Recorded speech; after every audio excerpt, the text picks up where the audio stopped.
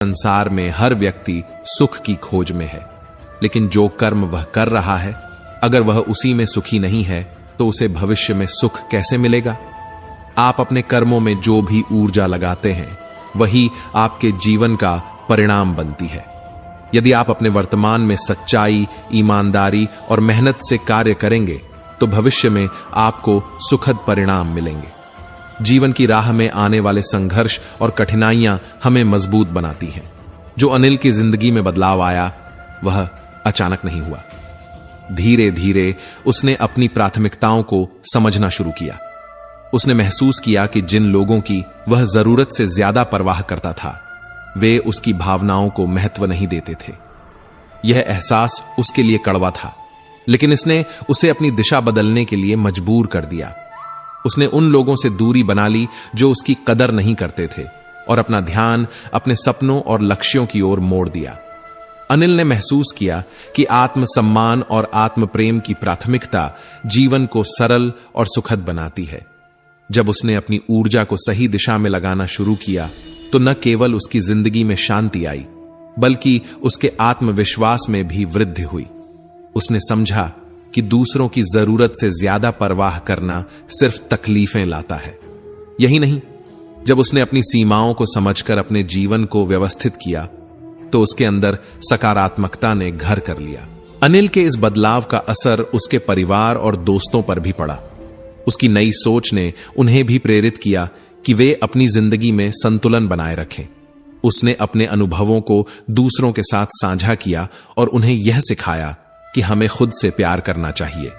यह सीख कि आत्मसम्मान की अनदेखी करना हमें दर्द देता है, अनिल ने अपने जीवन के हर क्षेत्र में लागू किया। अनिल को यह भी एहसास हुआ कि जीवन में अच्छे और बुरे वक्त दोनों की जरूरत होती है। अच्छे दिन हमें खुशियां देते हैं, जबकि बुरा वक्त हमें अनुभव सिखाता है। उसने श्री कृष्ण की बातों को याद किया, समझदार व्यक्ति बदले की भावना नहीं रखता, क्योंकि भगवान सही समय पर सबका हिसाब करते हैं।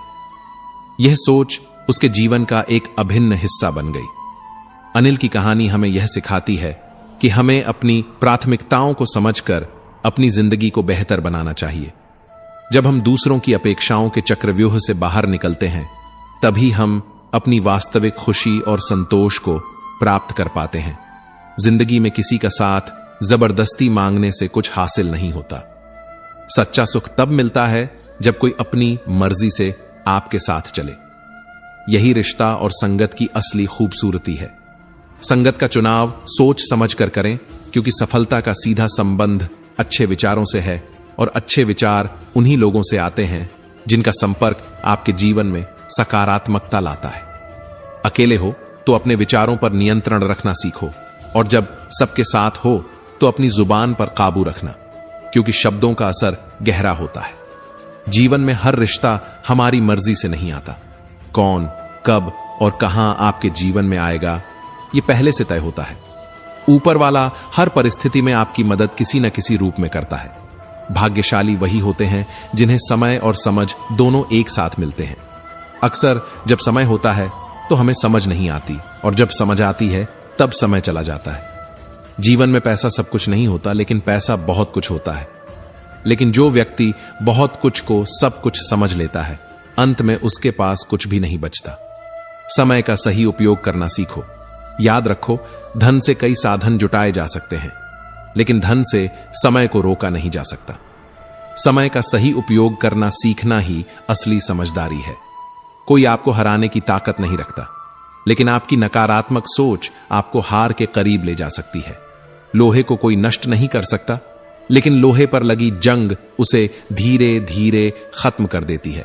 उसी तरह आपकी गलत सोच आपको अंदर से कमजोर बना सकती है। अच्छा सोचोगे तो अच्छा वापस आएगा, बुरा सोचोगे तो बुरा। इसलिए हमेशा सकारात्मक सोचो और जीत जाओ। जीवन में उड़ान भरनी है तो ऐसा उड़ो कि आसमान की सारी सीमाओं को छू सको।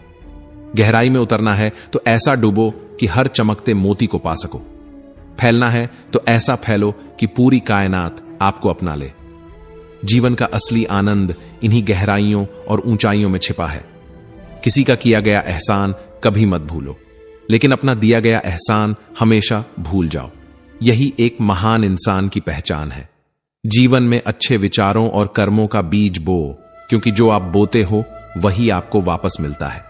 जिंदगी में किसी को बेकार समझने की भूल कभी मत करना, क्योंकि हर व्यक्ति की अपनी एक उपयोगिता होती है। एक बंद पड़ी घड़ी भी दिन में 2 बार सही समय दिखा देती है। जिंदगी के पास हाथ नहीं होते, फिर भी वह ऐसा थप्पड़ मारती है जो जीवन भर याद रह जाता है। इस थप्पड़ को सबक मानो, क्योंकि यही तुम्हारे भविष्य की नींव मजबूत करेगा। आंखें चाहे कितनी भी छोटी क्यों ना हो, उनमें पूरा आसमान देखने की ताकत होती है। इसी तरह जिंदगी में किसी भी छोटी सी सीख को नजरअंदाज मत करो। रास्ता पूछने में कभी शर्म नहीं करनी चाहिए, क्योंकि क्या पता मंजिल तक पहुंचने का रास्ता वहीं से गुजरता हो जिसे तुम अनदेखा कर रहे हो। अगर किसी के दिल का दर्द समझना है तो उसकी आंखों में देखो। दर्द चेहरे से छुप सकता है, लेकिन आंखों की गहराई इसे उजागर कर देती है। प्रेम केवल अपने काम और ईश्वर से करो, क्योंकि यही 2 चीजें हैं जो कभी धोखा नहीं देती। अच्छे रिश्तों का सम्मान करो, क्योंकि अच्छे लोग बार बार जिंदगी में नहीं आते। अदब सीखना है तो कलम से सीखो। जब भी चलती है सिर झुकाकर चलती है। तुम्हारा व्यक्तित्व जितना मजबूत होगा, लोग तुम्हें उतना ही गंभीरता से लेंगे। कभी कभी अत्यधिक सरल स्वभाव और मीठे शब्दों को लोग कमजोरी समझ लेते हैं, इसलिए व्यक्तित्व में थोड़ी कठोरता भी जरूरी है। जो सपना देखा है उसे हर हाल में पूरा करो।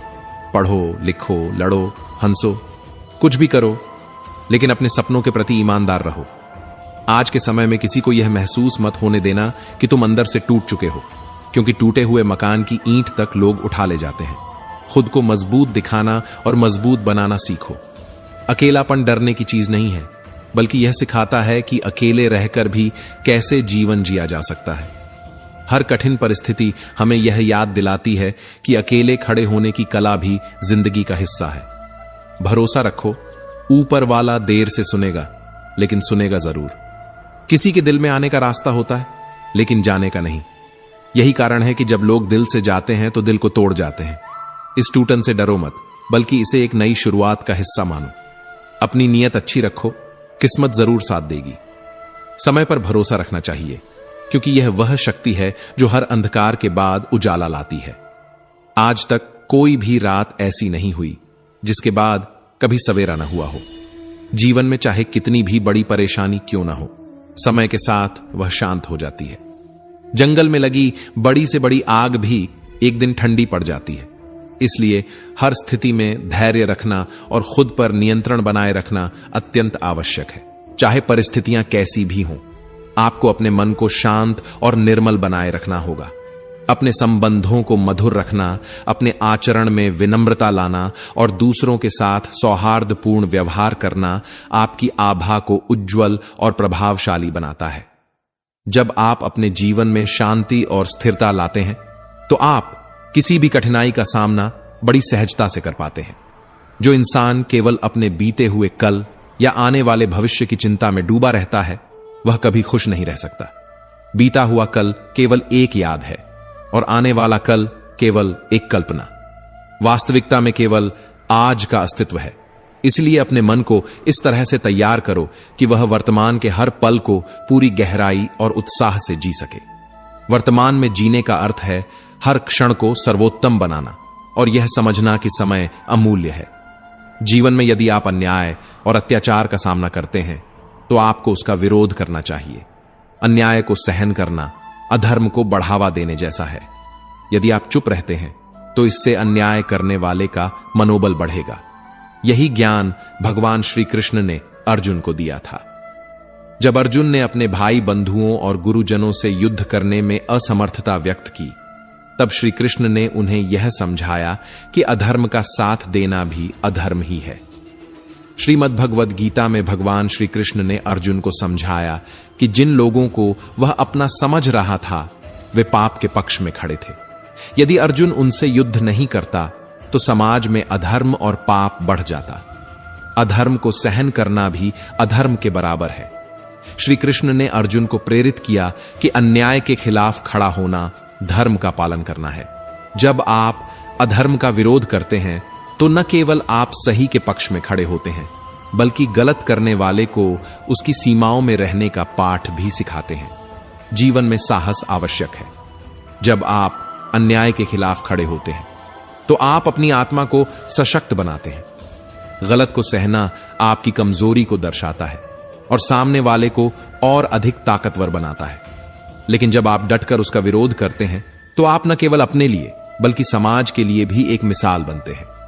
हर कठिन परिस्थिति के बाद समय आपकी परीक्षा का अंत करता है। धैर्य और सहन शक्ति के साथ वर्तमान को स्वीकार करना और भविष्य पर भरोसा रखना ही जीवन का सार है। याद रखो, समय चाहे धीरे काम करे, लेकिन यह हमेशा निष्पक्ष होता है। आज के परिप्रेक्ष्य में यदि हम जीवन को देखें तो यह सत्य है कि हम कलयुग के द्वार में हैं। इस युग में जहां अच्छाई और बुराई दोनों अपने चरम पर हैं, वहां खुश रहना और खुद को सुरक्षित रखना एक चुनौती बन गया है। लेकिन ध्यान रखें, आपकी रक्षा करने वाला सबसे बड़ा योद्धा स्वयं आप ही हैं। रिश्ते हमें दुखी नहीं करते, लेकिन उन रिश्तों के प्रति हमारा मोह ही हमारे दुख का कारण बनता है। मोह का स्वभाव है बांधना, जबकि प्रेम का स्वभाव है स्वतंत्रता देना। मोह में उम्मीदें जुड़ी होती हैं, जबकि प्रेम केवल त्याग जानता है। मोह हमें कमजोर बनाता है, जबकि प्रेम हमें असीमित शक्ति का अनुभव कराता है। जब आप किसी से प्रेम करते हैं तो आप उसे आजादी देते हैं, लेकिन जब आप मोह से बंध जाते हैं तो आप खुद को और दूसरों को जकड़ लेते हैं। भगवत गीता हमें सिखाती है कि कर्म करना हमारा धर्म है। अच्छे कर्म हमें न केवल जीवन में शक्ति और शांति प्रदान करते हैं, बल्कि हमें हर कठिनाई से उबरने में भी मदद करते हैं। यदि आप गलत कर्म करते हैं तो उसका परिणाम आपको भुगतना ही पड़ेगा, लेकिन यदि आप अपने कर्मों को श्रेष्ठ बनाते हैं तो यह आपके जीवन को खुशहाल और संतुलित बनाते हैं। ईश्वर संपूर्ण सृष्टि के रचयिता हैं। हम सभी उनकी संतानें हैं।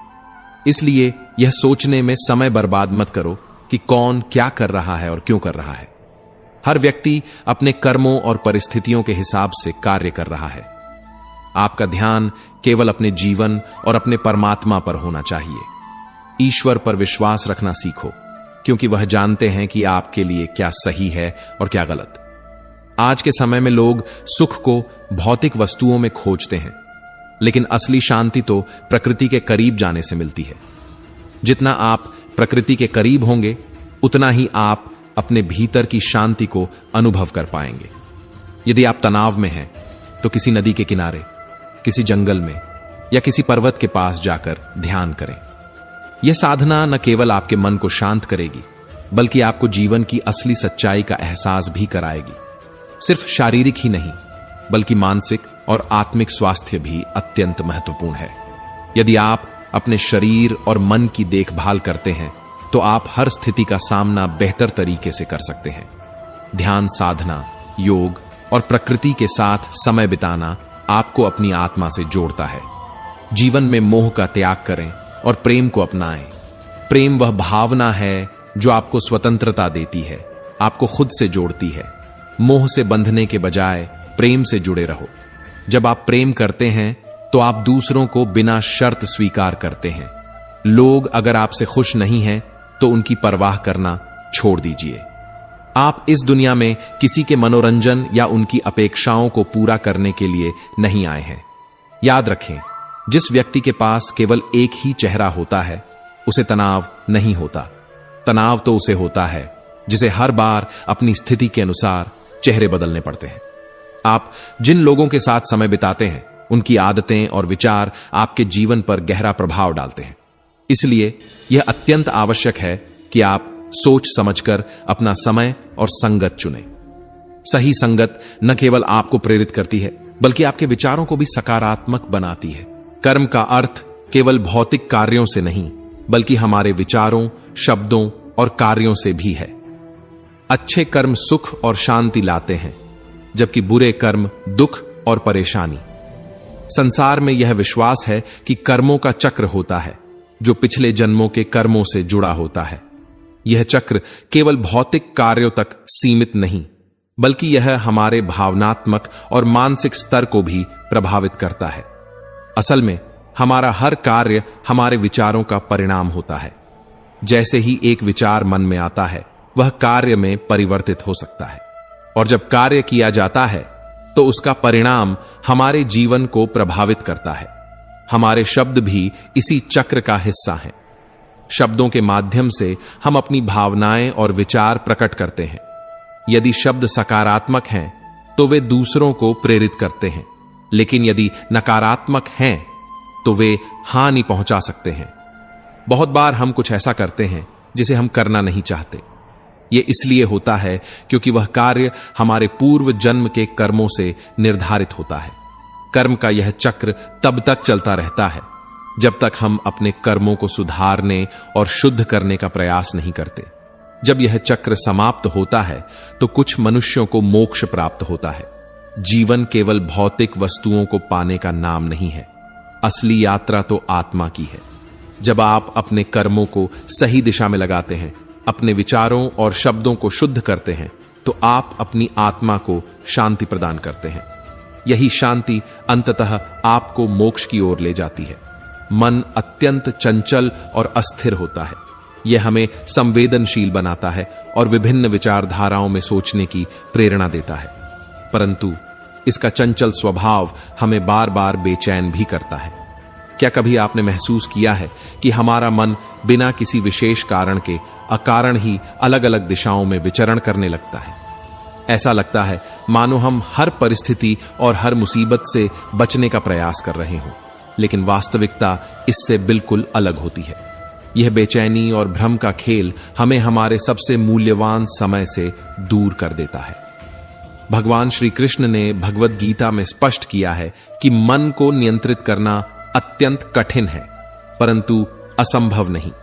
उन्होंने कहा है कि जब तक मन को संयमित नहीं किया जाएगा तब तक यह कौवे की कांव कांव जैसी व्यर्थ ध्वनि करता रहेगा।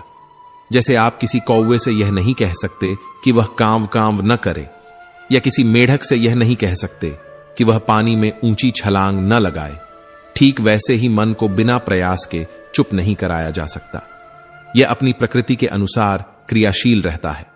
हमारा मन हमें चिंता, डर और अस्थिरता की ओर खींच ले जाता है। ऐसी स्थिति में हमें यह समझना चाहिए कि हमारे मन की परेशानी, हमारे डर और हमारे दुख अधिकांशतः मनगढ़ंत कहानियां हैं। ये कहानियां हमारे विचारों का परिणाम हैं जो वास्तविकता से दूर होती हैं। हर समस्या को लेकर मन इतना बेचैन हो जाता है कि ऐसा लगता है मानो कुछ लोग सिर्फ परेशान होने के लिए ही जी रहे हैं। इस बेचैनी का समाधान भगवान श्री कृष्ण ने बहुत सरलता से समझाया है।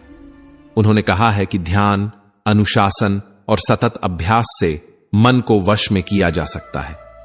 जब हम अपने मन को यह सिखाने का प्रयास करते हैं कि चिंता और भय की कोई आवश्यकता नहीं है, तभी हमें सच्चे सुख और शांति का अनुभव होता है।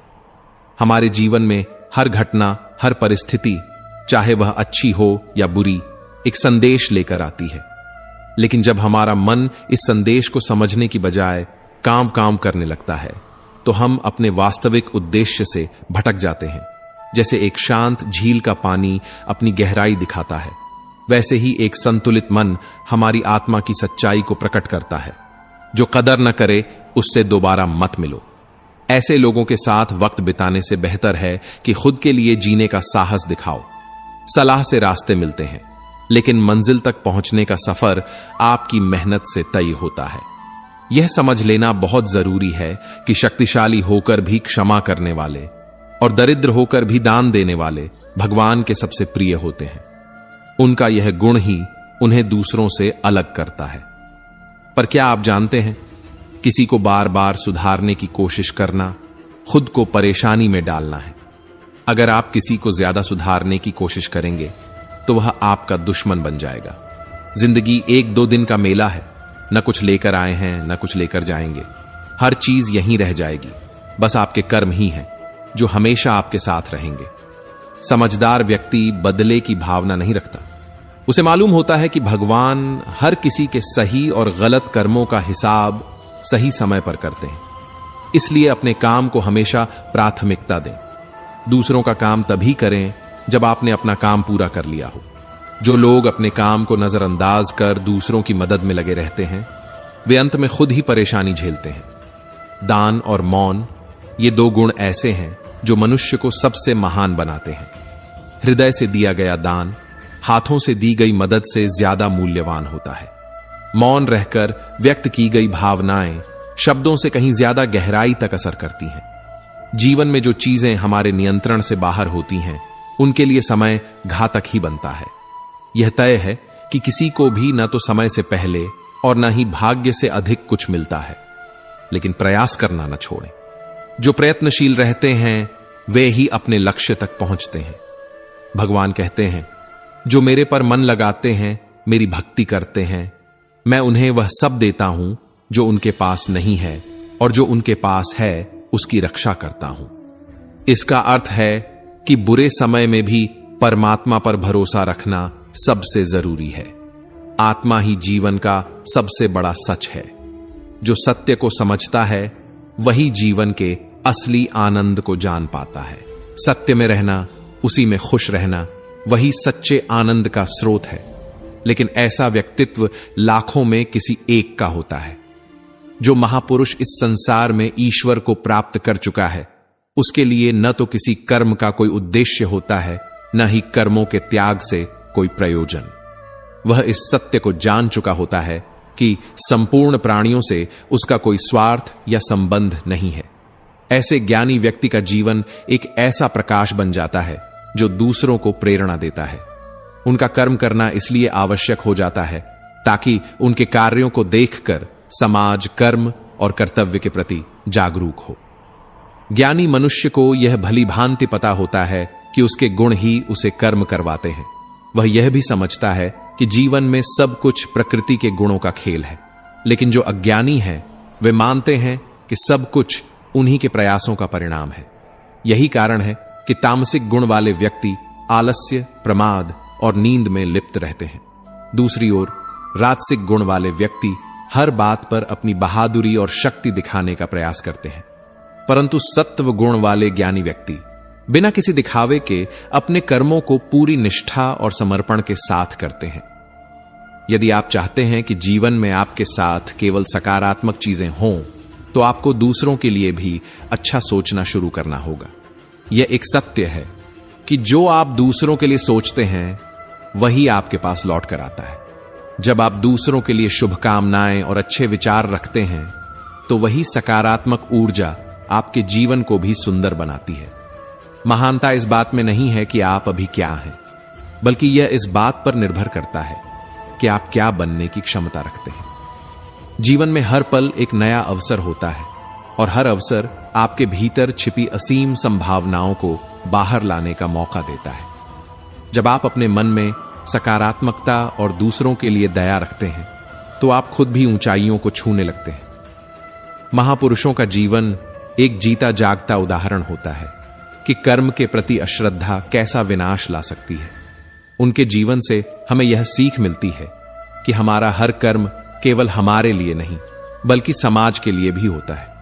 अगर आप यह सोचते हैं कि कर्म करना केवल व्यक्तिगत लाभ के लिए है, तो आप अपने उद्देश्य को भूल रहे हैं। परमात्मा को प्राप्त करने के बाद भी महापुरुष कर्म करना नहीं छोड़ते, क्योंकि उनका कर्म दूसरों के लिए प्रेरणा बनता है। वे जानते हैं कि उनका हर कार्य समाज को दिशा देने का माध्यम बन सकता है। इसीलिए हमें भी अपने कर्मों में निष्ठा, ईमानदारी और सकारात्मकता रखनी चाहिए। जो ज्ञानी हैं, वे यह भी जानते हैं कि कर्म और प्रकृति के बीच का यह खेल अनवरत चलता रहता है, और जो अज्ञानी हैं, वे इस खेल को समझने की बजाय इसमें उलझ जाते हैं।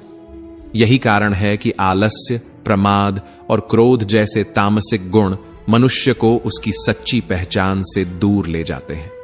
हमें किसी भी व्यक्ति या परिस्थिति का शोक नहीं करना चाहिए, क्योंकि मनुष्य के हाथ में केवल उसका कर्म होता है, उसका फल नहीं।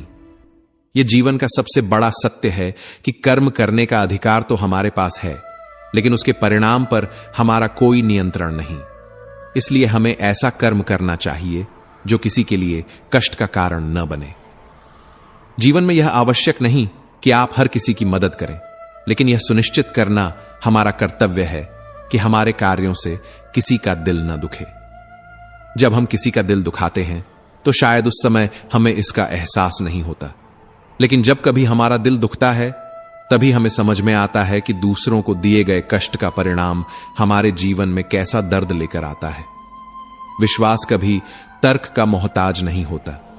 विश्वास केवल अनुभव और आस्था का विषय है। सभी जीव जंतु, चाहे वह मनुष्य हो, पशु हो, पक्षी हो या पेड़ पौधे, हर किसी में परमात्मा का वास होता है। यह मानना और इस पर विश्वास करना हमारे जीवन को सुख और शांति की ओर ले जाता है। जब हम इस विश्वास को आत्मसात कर लेते हैं तो हमारे मन से घृणा और ईर्ष्या स्वतः ही समाप्त हो जाती है।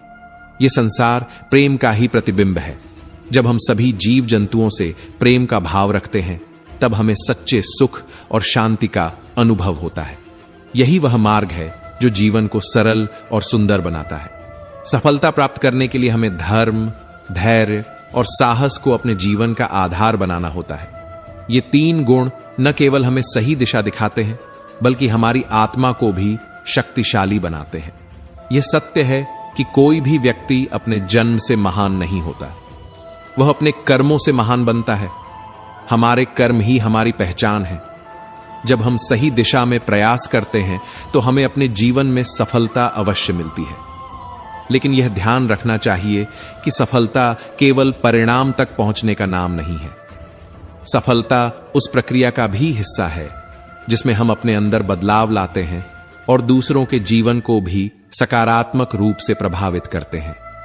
घर परिवार में छोटे छोटे मनमुटाव होते रहते हैं, लेकिन जब हम इन छोटी छोटी बातों को बड़ा बना देते हैं तो यही मनमुटाव बड़े कलह का कारण बन जाते हैं। जीवन में सुख शांति बनाए रखने के लिए यह आवश्यक है कि हम इन छोटी बातों को अनदेखा करना सीखें। जो व्यक्ति क्षमा करना जानता है, वही अपने रिश्तों को सहेजने में सक्षम होता है। किसी भी नए काम की शुरुआत करना हमेशा आसान लगता है, लेकिन उस काम को पूरा करना उतना ही कठिन होता है। जब हम किसी काम की शुरुआत करते हैं तो हमें उसमें सफलता मिलेगी या नहीं, इसका कोई भरोसा नहीं होता। लेकिन यह भी सच है कि बिना प्रयास के कुछ भी संभव नहीं है। जब हम किसी नई चीज की शुरुआत करते हैं तो अक्सर हम अपनी मेहनत और कौशल से ज्यादा अपनी किस्मत पर भरोसा करने लगते हैं। हम सोचते हैं कि अगर किस्मत ने साथ दिया तो सब ठीक होगा और हमें सफलता भी मिलेगी। लेकिन यह सोच पूरी तरह से भ्रम पैदा करती है। जो लोग केवल किस्मत पर भरोसा करके काम करते हैं, वे अक्सर असफल हो जाते हैं। किसी भी चीज में सफलता पाने के लिए सबसे जरूरी है खुद पर भरोसा। ऐसा भरोसा जो बार बार असफल होने के बावजूद आपको यह विश्वास दिलाता रहे कि यह मुझसे होगा और मैं इसे करके ही रहूंगा। खुद पर इतना विश्वास करना कोई आसान काम नहीं है। यह तब आता है जब आप आत्मचिंतन करते हैं और अपने जीवन के संघर्षों को गहराई से समझने की कोशिश करते हैं। जीवन में संघर्ष क्यों आता है? लोग कह देते हैं कि यह पिछले जन्म के कर्मों का दोष है, लेकिन इस बात को समझने की जरूरत है कि ईश्वर ने आपको इसलिए चुना है क्योंकि वह जानता है कि आप में इतनी क्षमता है कि आप हर परिस्थिति को सहन कर सकते हैं। वह आपको कमजोर नहीं देखना चाहता, बल्कि आपको एक ऐसा व्यक्तित्व बनाना चाहता है जो विपरीत परिस्थितियों में भी सोने की तरह तप कर निखरे। कई बार हमें ऐसा लगता है कि अब हमसे यह नहीं हो पाएगा। दुख और संघर्ष इतना बड़ा लगने लगता है कि मन हारने लगता है। लेकिन सोचिए, जीवन तो सभी लोग जीते हैं। आखिरकार एक दिन सभी को इस दुनिया को छोड़कर जाना ही है। लेकिन ऐसा जीवन जीने का क्या मतलब जिसमें कोई संघर्ष ना हो? बिना संघर्ष का जीवन न तो आपको सिखाता है, न ही आपको मजबूत बनाता है। मनुष्य की मृत्यु के बाद भी उसके कर्म अगले जन्म में उसे प्रभावित करते हैं। इसे प्रारब्ध कर्म कहते हैं। प्रारब्ध 3 प्रकार के होते हैं। 1. मंद प्रारब्ध। इसे वैदिक पुरुषार्थ प्रयास के सहयोग से बदला जा सकता है। यह कर्म कमजोर होता है और सही दिशा में प्रयास करने से इसे सुधारा जा सकता है। 2. तीव्र प्रारब्ध। यह थोड़ा कठिन होता है और इसे बदलने के लिए हमारे पुरुषार्थ के साथ संतों के आशीर्वाद और प्रयास की आवश्यकता होती है। यह उन परिस्थितियों को दर्शाता है जो आपके जीवन को गंभीरता से प्रभावित करती हैं। 3. तीव्रतम प्रारब्ध। इसे बदला नहीं जा सकता। यह वह कर्म है जिसे भुगतना ही होता है। यह तय है कि जो होना है वह होकर रहेगा। यह समझना जरूरी है कि प्रारब्ध हमारे लिए बाधा नहीं है, बल्कि यह हमें हमारे जीवन का वास्तविक उद्देश्य समझाने का जरिया है। जब आप विपरीत परिस्थितियों को स्वीकार करते हैं और उनसे लड़ते हैं, तो आप केवल कठिनाइयों को नहीं, बल्कि अपनी सीमाओं को भी पार करते हैं। हर चुनौती आपको मजबूत बनाती है। हर असफलता आपको सिखाती है कि आप कितने सक्षम हैं। जब आप संघर्षों से हार मानने की बजाय उनसे सीखने लगते हैं, तो आपका व्यक्तित्व और भी शानदार बनता है। कम से कम एक बार अपने व्यस्त जीवन से समय निकालकर अपनी आत्मा की गहराई से ईश्वर को याद कीजिए। आप पाएंगे कि वह आपकी सहायता के लिए अवश्य ही आएंगे। जब आप एकांत में अपने दिल की सच्ची पुकार से ईश्वर को पुकारते हैं, तो वह किसी न किसी रूप में आपको सहारा देने के लिए उपस्थित होते हैं। एक टूटी हुई मूर्ति जो किसी पेड़ के नीचे पड़ी होती है, हमें बहुत गहरी शिक्षा देती है। यह हमें सिखाती है कि चाहे परिस्थिति कितनी भी खराब क्यों न हो, हमें कभी भी खुद को टूटने नहीं देना चाहिए। दुनिया तो भगवान की टूटी हुई मूर्ति को घर से बाहर कर देती है, तो हम मनुष्य की क्या बिसात। इसका अर्थ यह है कि हमें हर परिस्थिति में अपने आत्मबल को बनाए रखना चाहिए। जीवन में यदि कुछ पाना है, कोई ऊंचाई हासिल करनी है, तो सबसे पहले खुद पर विश्वास करना सीखें। जब हम दूसरों के सहारे जीने की आदत डाल लेते हैं, तो वह सहारा चाहे कितना ही सच्चा और मजबूत क्यों ना हो, एक ना एक दिन हमें छोड़ देता है। यही कारण है कि स्वयं पर भरोसा करना सबसे महत्वपूर्ण है। जीवन में जब आप किसी चुनौती से गुजर रहे होते हैं, तो आपके आसपास दो तरह के लोग होते हैं। एक जो आपके साथ खड़े रहते हैं, और दूसरे जो केवल यह देखना चाहते हैं कि आप उस परिस्थिति का सामना कैसे कर रहे हैं। भगवत गीता में भगवान श्री कृष्ण कहते हैं, योगक्षेमम वहाम्यहम्। इसका अर्थ है कि जो भी व्यक्ति अनन्य भाव से भगवान का चिंतन करता है, उसकी सभी आवश्यकताओं की पूर्ति स्वयं भगवान करते हैं। योग का अर्थ है ज्ञान और साधन प्राप्त करना, और क्षेम का अर्थ है उस ज्ञान और साधन की रक्षा करना। भगवान कहते हैं कि जो व्यक्ति अपने हर सुख दुख में मुझे समर्पित रहता है, उसकी सभी अधूरी इच्छाओं को मैं पूरा करता हूं, और जो उसके पास पहले से है, उसकी सुरक्षा का भी ध्यान रखता हूं। जब भी जीवन में बुरे हालात आएं, तो इसे एक चुनौती के रूप में स्वीकार करें। सोचें कि भगवान ने एक बेहतरीन अभिनेता के रूप में आपको इस चुनौतीपूर्ण भूमिका के लिए चुना है। हर घटना के पीछे एक उद्देश्य होता है। कठिनाई हमें मजबूत और निखरा हुआ बनाती है। परिस्थितियों को हमें घड़ी की सुई की तरह देखना चाहिए। घड़ी की हर सुई का अपना एक समय होता है, कभी वह ऊपर जाती है, कभी नीचे। उसी प्रकार सुख और दुख जीवन के दो पहलू हैं, जिन्हें हमें पूरे धैर्य और विश्वास के साथ सहन करना पड़ता है। सुख के समय हर कोई हमारे साथ खड़ा रहता है, लेकिन जब दुख का समय आता है, तो लोग सिर्फ दर्शक बनकर देखते हैं। कई बार ऐसा होता है कि दुख में हम पूरी तरह से अकेला महसूस करते हैं। हमें लगता है कि अब कोई हमारी मदद के लिए आगे नहीं आएगा, लेकिन इस समय यह सोचना चाहिए कि हमारे आसपास एक अदृश्य ईश्वरीय शक्ति है, जो हर पल हमारा मार्गदर्शन कर रही है। यह शक्ति हमें उन चुनौतियों से उबरने की ताकत देती है। बस हमें उन शक्तियों को पहचानने की आवश्यकता होती है।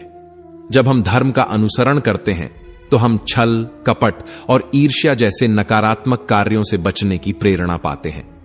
धर्म हमें सिखाता है कि सच्चाई, ईमानदारी और सामाजिक न्याय के मार्ग पर चलकर हम न केवल अपने जीवन को बेहतर बना सकते हैं, बल्कि समाज को भी एक आदर्श स्वरूप प्रदान कर सकते हैं। धर्म की शिक्षा व्यक्ति में संतोष और समृद्धि की भावना को जागृत करती है। जब हम मेहनत से कमाते हैं, तो वह कमाई हमें भगवान की कृपा के रूप में महसूस होती है। यही वह भावना है जो हमें सही दिशा में बढ़ने और आध्यात्मिक उन्नति प्राप्त करने में सहायता करती है।